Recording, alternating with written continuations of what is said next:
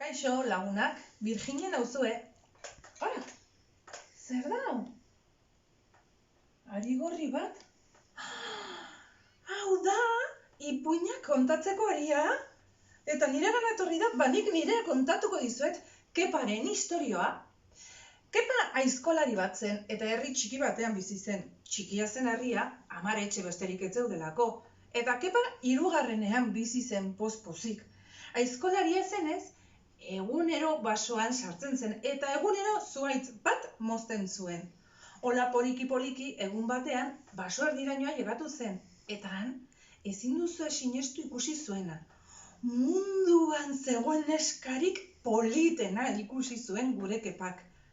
Hau, oso urdurik beregana hurbildu zen, eta esan zion, Kaixo, Kepa nauzu, nirekin ezkondu nahi alduzu. Neskak begiratu zion, barregin zion, eta horrela erantzun zion. Beno, nahi baldin baduzu, ezkonduko gara, baina horretarako nire adina asmatu behar duzu.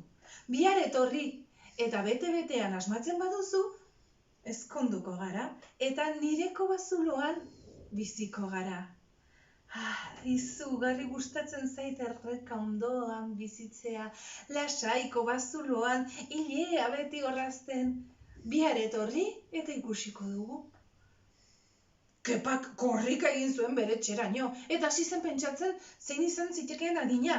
18 urte, 25, 30, nork zekien? Nork? Bere herrian bizi zen Sorginak jakin behar zuen noski. 10. etxean bizi zen Sorgina. Berarengana abiatu zen Kepa, eta istorio osoa kontatu zion.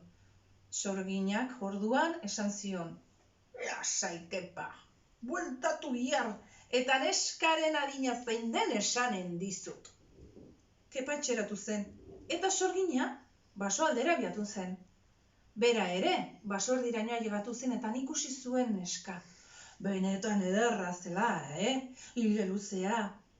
Urrezko orrazi batekin orrazten ari zen. Ara. Sorginak orduan, buelta eman zuen, makurtu egin zen eta burua hankartean sartu zuen, eta horrela hurbildu zen neskaren gana. Honek oihu egin zuen. Nire bizitza osoan eta 125 urte dira, ez dut inoiz halako emakume itxusi ikusi. Ara! Eta korrikako bazuloan sartu zen. Baina dagoenekoz, Sorginak neskaren adina entzuna zuen. 125 urte! Etxeratu zen bera ere, eta Kepa hurrengo egunean hurbildu zitzaion. Zenbat urte dauka neska horrek? 18? Gehiago, esan zion Sorginak. 25? Gehiago, esan zuen berriz Sorginak. Kepak orduan galdetu zuen. 50? Ez, gehiago! Zenbat? 100? Ez, gehiago! Zenbat? 125? Bai horixe! Ai, Kepa oker zabiltza, hori ez da neska bat. Lamia da. Begiratu behar duzu ongi zen olako oinak dituen. Ate oinak baldin badira lamia da. Eta berarekin ezkontzen bazara, bereko bazuloan sartuko zaitu eta jan! Eginen zaitu!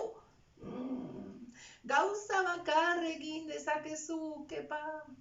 Beraren gana joan, eta eraman botila hau eskuan ongi hartuta, zuk jakinen duzu zer egin. Kepa beldurtuta neskaren gana abiatu zen. Neskak ikusi zuenean galdetu zion. Zein da nire adina? Kepak erantzun egin zion. Nik uste 125 urte direla. Bete-betean asmatu duzu, esan zion neskak. Etorri nirekin nireko bazulora. Kepak orduan esan zion, barkatu, baina ezkontza guztietan, bazkaria egiten da eta gero dantzaldia eta nik ez daki dantza egiten. Hemen prestatzen badugu pixkatxa bat, zer iruditzen zaizu?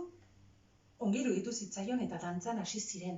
Eta dantzan, neskaren gona altxatu zen eta oinak agerian. Ate oinak ziren. Lamia! Oiukatu zuen Kepak. Eta neskaren aurrean, eskuan zuen botila, sorginak emandakoa bota egin zuen. Hortik, keberde atera zen, keberde horrek lamia inguratu zuen, eta gelditu zen, ezin mugitu. Aprobatxatu egin zuen orduan gure kepak urrezko orrazia kentzeko eta korrika bere etxera joan zen. Eta korrika ohean sartu zen, eta hortik etzen atera, 7 egun pasarte.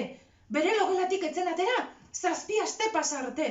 Bere etxetik etzen atera, 7 hilabete pasarte. Eta etzen ezkondu, 7 urte pasarte.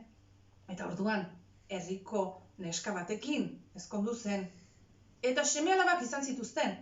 Baina inoretzen baso horretan sartu, bada ezpada ere. Eta katu, Kepa eta Lamiaren istorioa bukatu. Eta zuek gogoratu, eutsi gogor, pozik bizitzeari. Eta orain, ipuinen haria, nik ere beste norbaiti pasako diot. Agur!